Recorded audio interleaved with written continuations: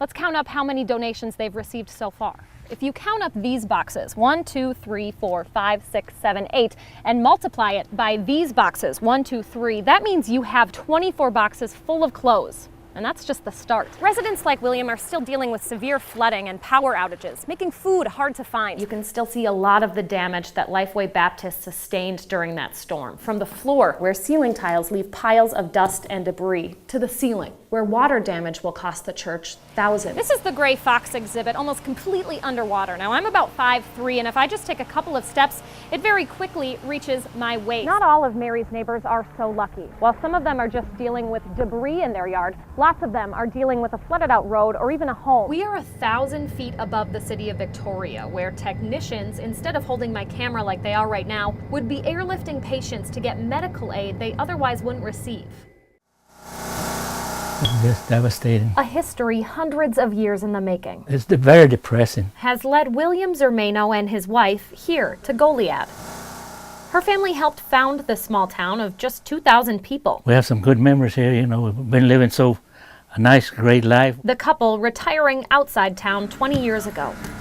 We were in the house here.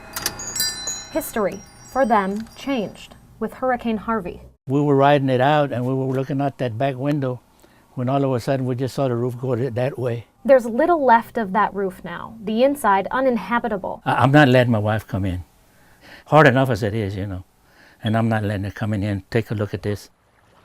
Residents like William are still dealing with severe flooding and power outages, making food hard to find. But there is some relief.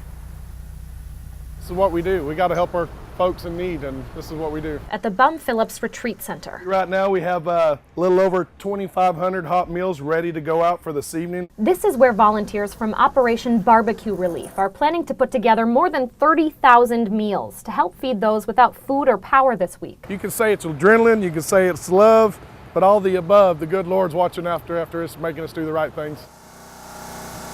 Just devastating. Meanwhile, there's plenty to pick up for William and his wife. It's hard. It's just hard. Very hard.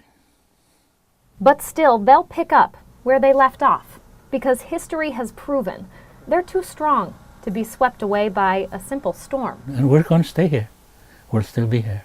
Outside Goliad, Texas, I'm Leah Linscheid for WISC News 3. This is the gas line. You can't tell by that big smile on her face. How are you today? But it's been a long week of work for Lisa Rubio. You need gas? A traffic director of sorts. Okay, the line's right here, okay? She's keeping these cars in line. Yes, ma'am. Literally. Everybody's trying to rush and everybody's trying to get gas.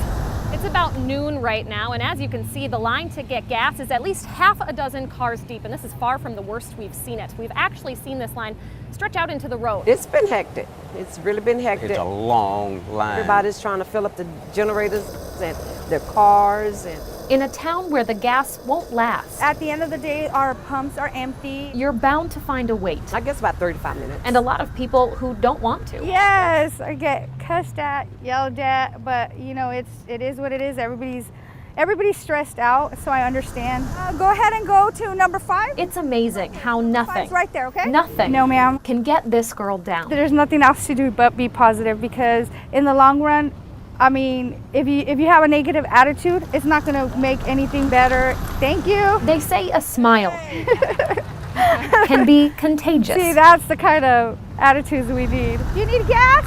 But maybe What number? it's Lisa's outlook on life Go all the way around to number 1. we all ought to be catching. We just need to work with each other and help each other out, and we're all going through it. Everybody's going through the same situation.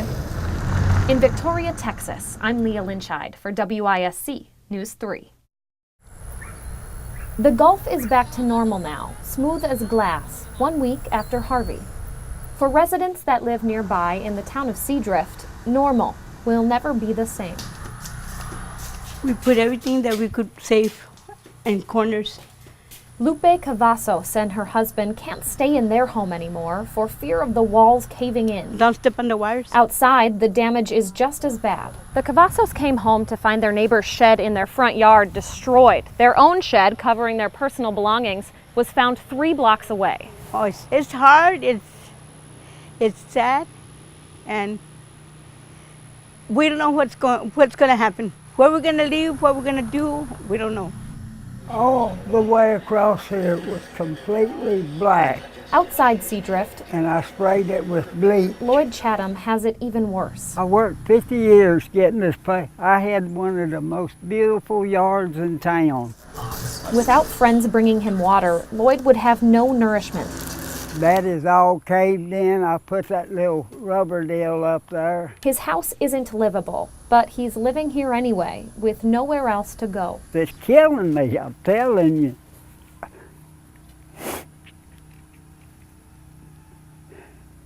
I'm sorry, ma'am.